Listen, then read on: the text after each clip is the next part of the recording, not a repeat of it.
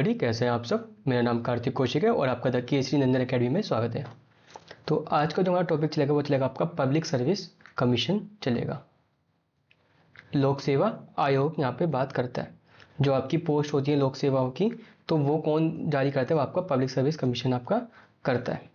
ठीक है, तो पब्लिक सर्विस कमीशन जो है आपका बहुत ही सिंपल सा टॉपिक है और ज़्यादा इतना टेक्निकल नहीं है, समझते हैं इसे।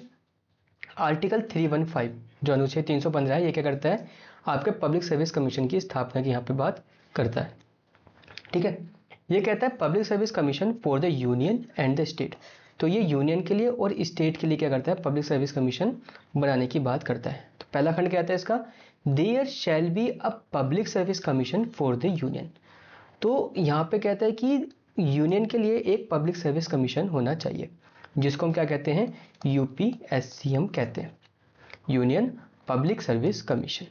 ठीक है, and a public service commission for each state, और हर एक राज्य के लिए भी क्या होना चाहिए, एक पब्लिक सर्विस कमीशन वहाँ पे होना चाहिए। जैसे कि आपका उत्तर प्रदेश का आपका यूपीपीएससी। ठीक है, तो यूनियन के लिए भी एक आपका पब्लिक सर्विस कमीशन होगा और आपका जो है स्टेट्स है उनके लिए भी हर एक स्टेट के लिए अपना एक पब्लिक सर्विस कमीशन होगा। ठीक है, अब इसका दूसरा खंड कहता है two or more state may agree that there shall be one public service commission for the group of state known as joint commission. तो ये कहता है कि सपोज दो स्टेट है, एक हो गया आपका ए और दूसरा स्टेट हो गया लगा हुआ इससे बी हो गया। ठीक है, तो एक तो यहाँ पे किसकी बात करता है, यूनियन के लिए बात करता है, यूनियन के लिए पब्लिक सर्विस कमीशन नियुक्त करने की बात करता है, और उसके साथ साथ क्या करता है, हर एक स्टेट का अपना पब्लिक सर्विस कमीशन होगा। जैसे कि इसका होगा एपीएससी हो गया, इसका हो जाएगा बीपीएससी। ठीक है, तो एग्जाम्पल दे रहा हूँ मैं और बी स्टेट मानकर। ठीक है, बट अगर ए और बी आपस में चाहें तो एग्रीमेंट कर सकते हैं, करार कर सकते हैं। किस चीज़ का करार कर सकते हैं, ये कर सकते हैं कि आपस में मिलके एक ही कमीशन बनाए, अलग अलग कमीशन ना बनाए। मतलब इन दोनों के लिए, इन दोनों राज्यों के लिए क्या बनेगा, एबीपीएससी। एग्जाम्पल दे रहा हूँ मैं बस।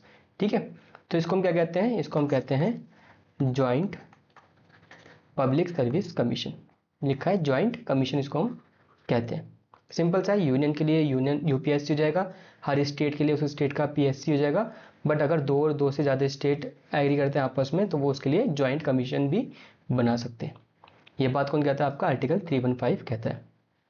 ठीक है, आगे बढ़ते हैं। आर्टिकल 316 क्या बात करता है, ये बात करता है appointment of member of public service commission. और पब्लिक सर्विस कमीशन में जो मेंबर्स हैं, सदस्य हैं, उनकी नियुक्ति की यहाँ पे बात करता है। तो पहला खंड कहता है इसका, तो देखिए तीन हमने पढ़े थे, एक होता है आपका यूनियन के लिए, एक होता है हर एक स्टेट के लिए, एक होता है जब दो या दो से ज़्यादा स्टेट आपस में एग्री करके एक ज्वाइंट कमीशन बनाते हैं। तो अगर यूपीएससी की बात करते हैं, स्टेट पब्लिक सर्विस कमीशन की बात करते हैं, यहाँ पे ज्वाइंट पब्लिक सर्विस कमीशन की बात करते हैं, तो इनमें क्या है स्ट्रक्चर होता है, एक तो होता है चेयरमैन। ठीक है, और चेयरमैन के अलावा होते हैं अदर मेंबर्स यहाँ पे होते हैं। तो ये स्ट्रक्चर क्या है, ये दोनों में, ये तीनों में ही सेम चलेगा। ठीक है, बट जो यूनियन पब्लिक सर्विस कमीशन है उसके जो मेंबर या फिर चेयरमैन है उसको अपॉइंट कौन करता है, उसमें अपॉइंट करता है आपका राष्ट्रपति। ठीक है, और जो आपका स्टेट पब्लिक सर्विस कमीशन है उसमें जो चेयरमैन है और मेंबर्स हैं उसके, उसको कौन नियुक्त करता है, वो करता है आपका राज्यपाल या फिर गवर्नर। बात आती है ज्वाइंट पब्लिक सर्विस कमीशन। ठीक है, सिंपल सी बात है कि अगर दो स्टेट हैं तो फिर उसमें ये कोई लड़ाई होती फिरेगी कि भैया यहाँ का गवर्नर अपॉइंट करेगा या फिर यहाँ का गवर्नर अपॉइंट करेगा, है ना।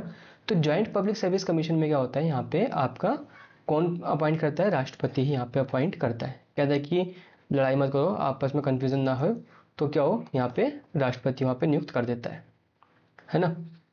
तो क्लियर है आपका, अपॉइंट कौन करता है, सिंपल सा है, यूनियन और ज्वाइंट पब्लिक सर्विस कमीशन के जो चेयरमैन है और अदर मेंबर्स हैं उनको कौन नियुक्त करता है, राष्ट्रपति करता है। अगर स्टेट का अपना पब्लिक सर्विस कमीशन है तो वहाँ पे चेयरमैन और मेंबर को कौन नियुक्त करता है, वहाँ पे उसका राज्यपाल वहाँ पे करता है, मतलब कि गवर्नर वहाँ पे अपॉइंट करता है। आगे बढ़ते हैं। दूसरा बात करता है कि इनका टर्म क्या होगा, टर्म की यहाँ पे बात करता है टेन्योर, मतलब कितने टाइम तक ये नियुक्त रहते हैं। तो जो आपको यूनियन पब्लिक सर्विस कमीशन है उसके चेयरमैन हो या फिर उसका मेंबर हो, दोनों ही क्या होते हैं, 6 साल के लिए नियुक्त होते हैं। 6 साल या फिर 65 साल तक के लिए, जो भी इसमें जल्दी आ जाए। ठीक है, जैसे कि इस डेट पे नियुक्त हुआ और वो जो है करीब 10 साल बाद, मतलब इस टाइम पे 55 साल का है, 10 साल बाद वो हो जाएगा 65 साल का। ठीक है, तो 55 साल पे नियुक्त हुआ है तो यहाँ पे चलेगा यहाँ पे 61 साल तक उसका कार्यकाल होगा, मतलब कि 6 ईयर रहेगा। ठीक है, क्योंकि पहले ये आ रहा है विच एवर इज अर्लियर, जो पहले आ जाएगा वहाँ पे जो उसकी रिटायरमेंट एज आ जाएगी। तो पहले क्या आ रहा है 61 साल, मतलब 6 साल पहले पूरे हो रहे हैं ना। ठीक है, 65 साल उसकी उम्र हो गई, 55 साल की उम्र पे वो लगा था, तो उससे 6 साल लगा लो 61, है ना। सपोज वो नियुक्त कब हुआ, वो हुआ 64 साल की उम्र में लगा, तो कहने में तो टेन्योर 6 ईयर है, बट उसकी एज लिमिट 65 ईयर्स है, तो 1 साल ही वो सर्व कर पाएगा। क्यों? क्योंकि अब उसकी रिटायरमेंट एज आ गई है। तो जो भी चीज़ या तो 6 साल पहले पूरा हो जाए या फिर उसकी उम्र 65 साल पहले आ जाए, तो जो भी चीज़ पहले होगी वहाँ पे जो है उसकी रिटायरमेंट एज होगी। ऐसे ही आपका स्टेट पीएससी का है, यहाँ पे क्या है, चाहे चेयरमैन हो चाहे मेंबर हो, उनका टेन्योर क्या होता है 6 ईयर होता है, बट यहाँ पे एज क्या होती है, यहाँ पे 62 साल की उम्र होती है, 62 ईयर्स यहाँ पे एज होती है। जो भी पहले आ जाए वो वाली बात है। ठीक है, अब ज्वाइंट पब्लिक सर्विस कमीशन की बात करते हैं, तो यहाँ पे चेयरमैन या फिर मेंबर है, यहाँ पे भी वही स्थिति है, यहाँ पे या तो 6 साल या फिर 62 साल की उम्र, जो भी पहले आ जाए वो।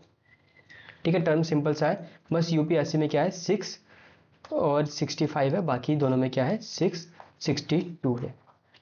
ठीक है, आगे बढ़ते हैं। अब प्रोवाइडेड कहता है कि अब रेजिग्नेशन की बात आती है, अपने इस्तीफा देने की यहाँ पे बात आती है। तो अगर यूनियन पब्लिक सर्विस कमीशन है तो इसका चेयरमैन या फिर मेंबर, ठीक है, सिंपल सी बात है, इनको अपॉइंट किसने किया था, जो यहाँ पे चेयरमैन है और इसके अदर मेंबर्स हैं। ठीक है, इनको अपॉइंट किसने किया था, प्रेसिडेंट ने किया था। स्टेट पीएससी के मेंबर्स को कितना अपॉइंट किया था, वो गवर्नर ने किया था। और जो ज्वाइंट पब्लिक सर्विस कमीशन है उसको अपॉइंट किसने किया था, प्रेसिडेंट ने किया था, तो राष्ट्रपति ने किया था। ठीक है, तो सिंपल सी बात है, जिसने अपॉइंट किया है उसी को इस्तीफा दे दो। तो जो यूनियन पब्लिक सर्विस कमीशन का जो मेंबर या फिर चेयरमैन है वो रेजिग्नेशन किसको देंगे, वो देंगे राष्ट्रपति को, प्रेसिडेंट को। जो ज्वाइंट पब्लिक सर्विस कमीशन है उसके मेंबर रेजिग्नेशन किसको देंगे, वो देंगे राष्ट्रपति को। यूपीएससी जो स्टेट पब्लिक सर्विस कमीशन है उसके चेयरमैन और मेंबर को किसने अपॉइंट किया था, गवर्नर ने अपॉइंट किया था, तो ये रेजिग्नेशन भी किसको देंगे, ये देंगे गवर्नर को, रेजिग्नेशन दे देंगे, अपना इस्तीफा दे सकते हैं। ठीक है, बी कहता है इसका प्रोवाइडेड का, a member of public service commission may be removed in such a manner as provided in articles 3171 and 3। तो कहता है कि एक तो देखो रिमूवल का क्या हो गया, रेजिग्नेशन दे दिया,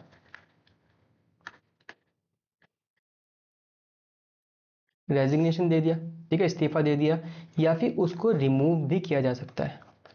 रिमूव कैसे किया जा सकता है, जैसा कि आपका आर्टिकल 317 का क्लॉज 1 एंड 3 बताता है, तो उसके अकॉर्डिंगली रिमूव हो सकता है।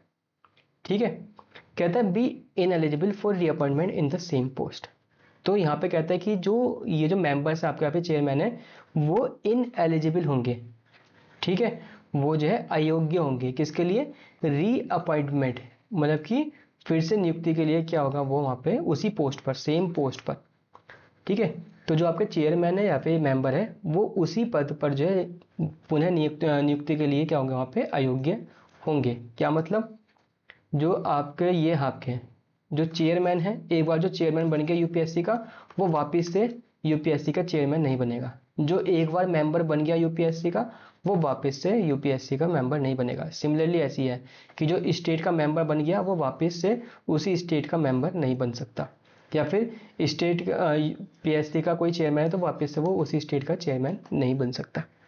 ठीक है, तो मतलब उसी पद के लिए फिर से नियुक्ति नहीं बन कर सकता। वो मेंबर बन सकता है चेयरमैन, वो चेयरमैन बन सकता है यूपीएससी का। तो ये सब जो चीज़ें हैं ये भी हम पढ़ेंगे आर्टिकल 319 में पढ़ेंगे हम। ठीक है, वहाँ पे आपको बेटर समझ में आ जाएगा। बट फिलहाल आप ये समझिए कि अपने उसी पद के लिए फिर से नियुक्ति के लिए अयोग्य यहाँ पे घोषित किया गया है थर्ड क्लॉज में। ठीक है, आगे बढ़ते हैं।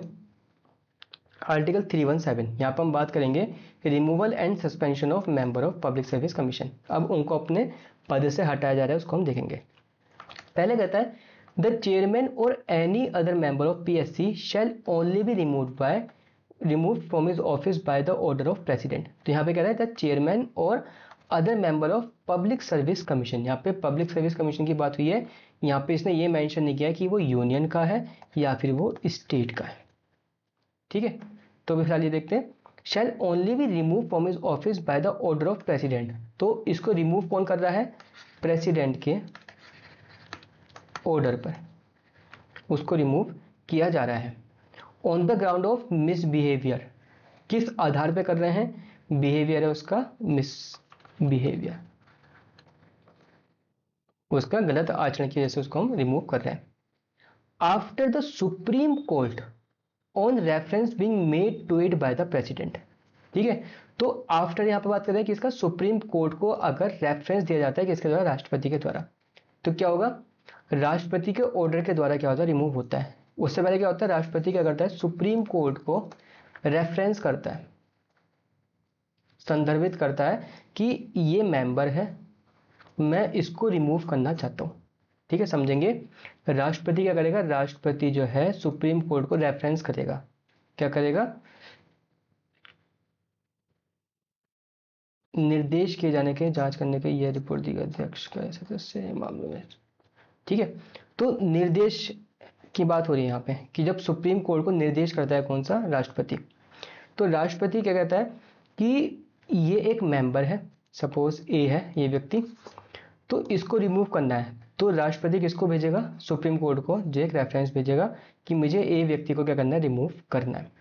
फिर सुप्रीम कोर्ट क्या करेगी? ऑन इंक्वायरी, तो सुप्रीम कोर्ट इस पर इंक्वायरी बिठाएगी, वो उस पर जांच बिठाएगी। फिर वो उस पर पूरी जांच होगी। अगर सुप्रीम कोर्ट को लगता है कि हाँ ये रिमूव हो जाना चाहिए, तो ये उस चीज़ की रिपोर्ट किसको भेजेगी? ये रिपोर्ट भेज देगी वापस फिर प्रेसिडेंट को। ठीक है, फिर उस रिपोर्ट के बेस पे राष्ट्रपति ऑर्डर कर देगा किसको? मेंबर को रिमूव करने के लिए। ठीक है, ये कहता है the chairman or other member of public service commission shall only be removed from his office by the order of president on the ground of misbehaviour. आधार क्या था? मिसबिहेवियर था। After the supreme court on reference being made to it by the president has on inquiry report that the chairman of or such member as the case may be odd and such on any such ground be removed। ठीक है, तो ये कहता है कि राष्ट्रपति ने supreme court के जो जज हैं उनको जो है सुप्रीम कोर्ट को भेजा कि इस मेंबर को रिमूव करना है क्योंकि इसका मिसबिहेवियर रहा है। फिर वो सुप्रीम कोर्ट क्या कहती है? उस पर जांच बिठाती है, उसकी रिपोर्ट वापस भेजती है राष्ट्रपति को। वो बताती है कि इसको रिमूव करना चाहिए या फिर नहीं करना चाहिए। अगर रिमूव करना चाहिए तो राष्ट्रपति क्या करते हैं? आपको ऑर्डर दे देता है और उस ऑर्डर से क्या होता है? आदेश से क्या होता है? वो मेंबर रिमूव हो जाता है। ठीक है, क्या स्टेप है? प्रेसिडेंट ने भेजा सुप्रीम कोर्ट को, ठीक है, रेफरेंस किया कि इसको रिमूव कर दे। सुप्रीम कोर्ट करेगी इंक्वायरी, फिर उसकी रिपोर्ट किसको भेजेगी? प्रेसिडेंट को। फिर प्रेसिडेंट क्या करेगा? ऑर्डर देगा, ऑर्डर ऑफ रिमूवल। ठीक है, तो ये आपका आर्टिकल 317 का पहला क्लॉज कहता है। एक बार इसकी लैंग्वेज ध्यान से पढ़ना, ठीक है, काफ़ी कंफ्यूजिंग सी है। तो ये आपका आर्टिकल 317 का क्लॉज 1 हो गया। और बट यहाँ पे देखिए पब्लिक सर्विस कमीशन है ना, तो यहाँ पे यूनियन और स्टेट के लिए कोई बात नहीं है। तो मतलब कि चाहे चेयरमैन वो उसका हो यूनियन का हो, चाहे वो उसका स्टेट का हो।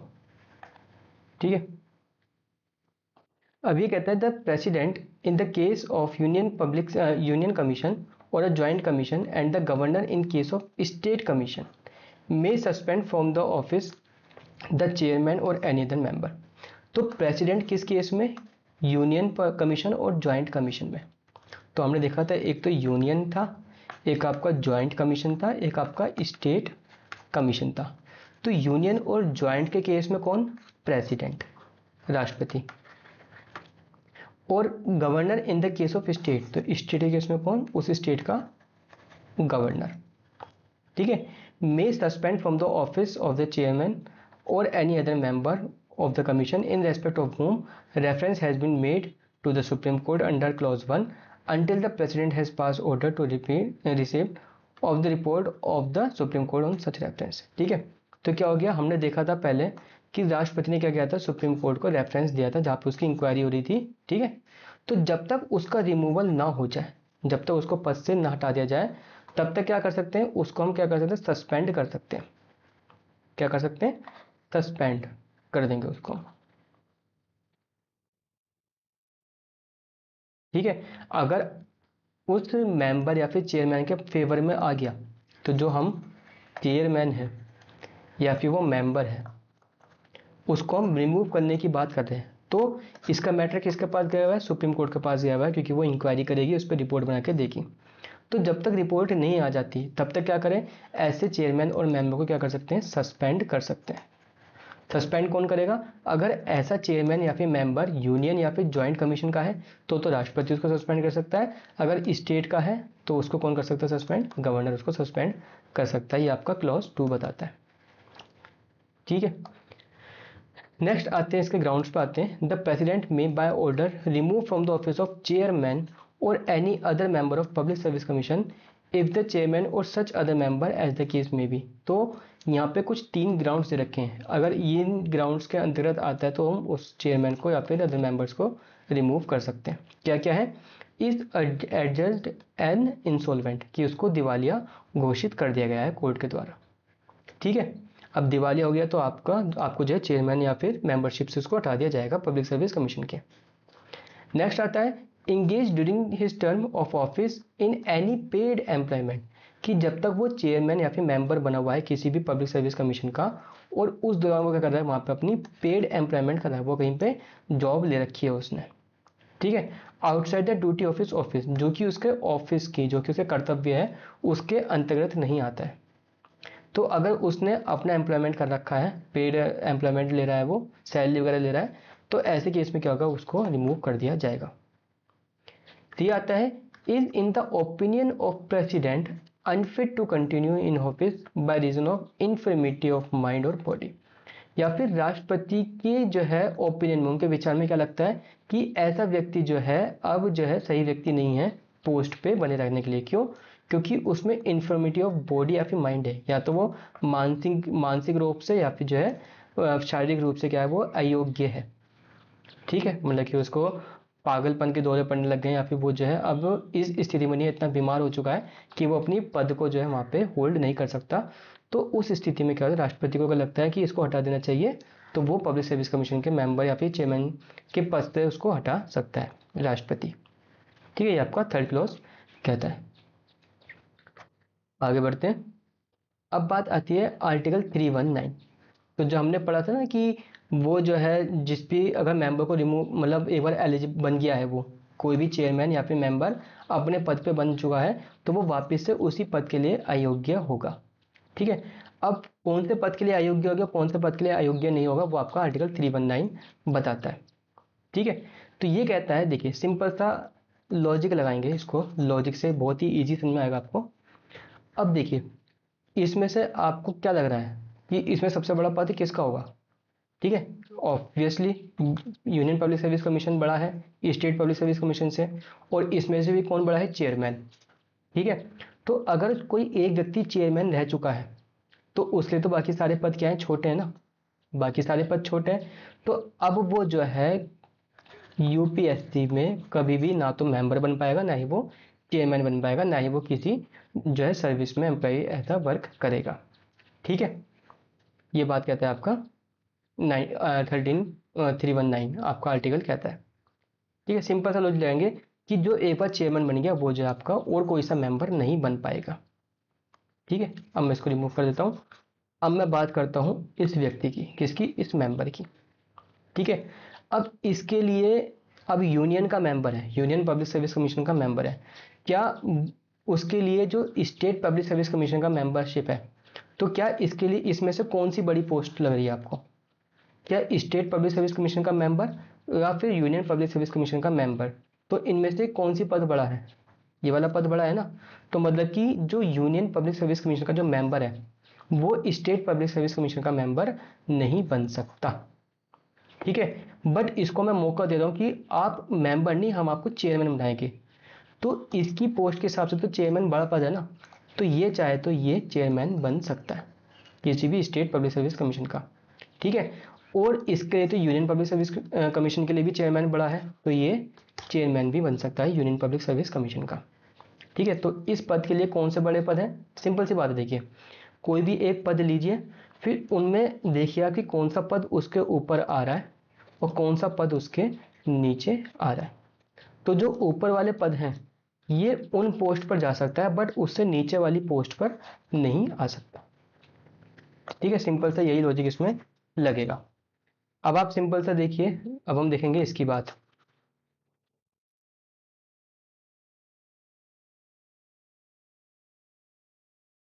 अब हम बात कर रहे हैं किसकी? Chairman of state public service commission. तो वो स्टेट पब्लिक सर्विस कमीशन पे ही लिमिटेड है। क्या उसके लिए ये वाला पद छोटा है? बिल्कुल छोटा है, तो ये चेयरमैन आपका मेंबर नहीं बन पाएगा उस स्टेट का। ठीक है, क्या ये मेंबर बन सकता है यूपीएससी का?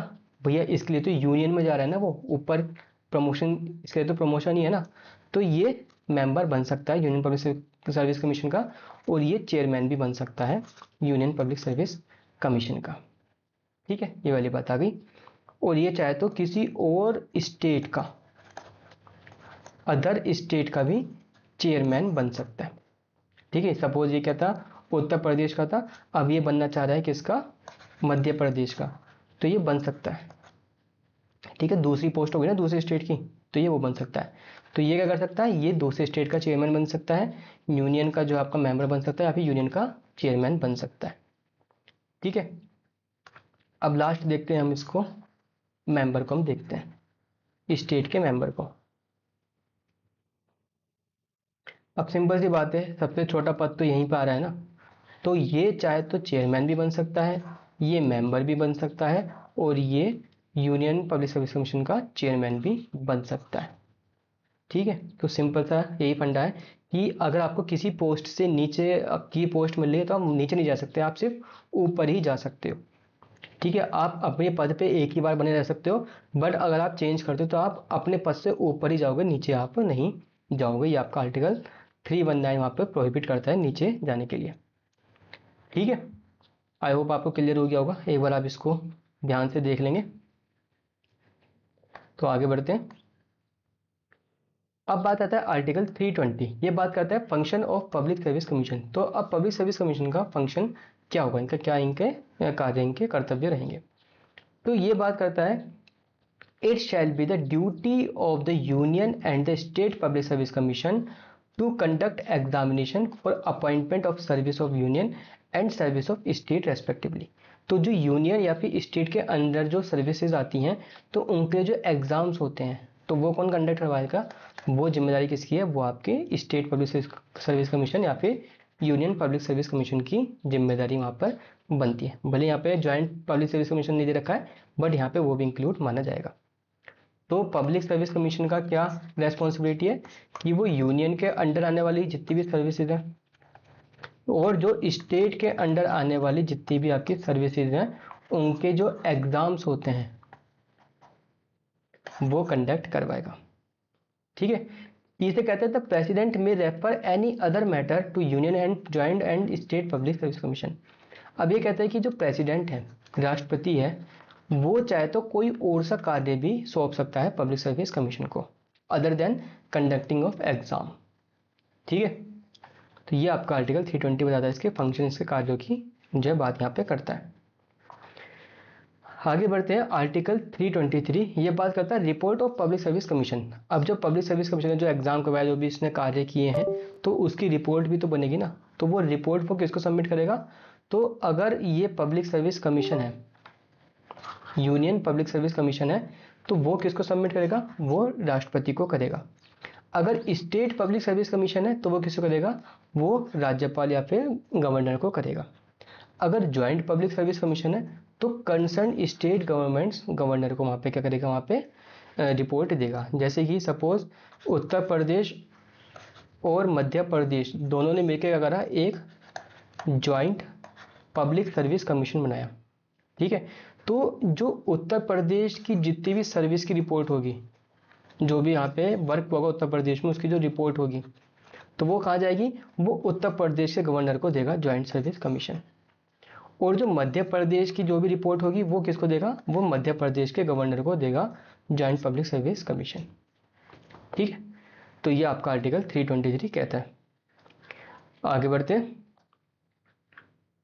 ठीक है, बस यहीं तक का। तो आई होप आपको समझ में आ गया होगा। ठीक है, सिंपल सा है, इतना कुछ हार्ड नहीं है।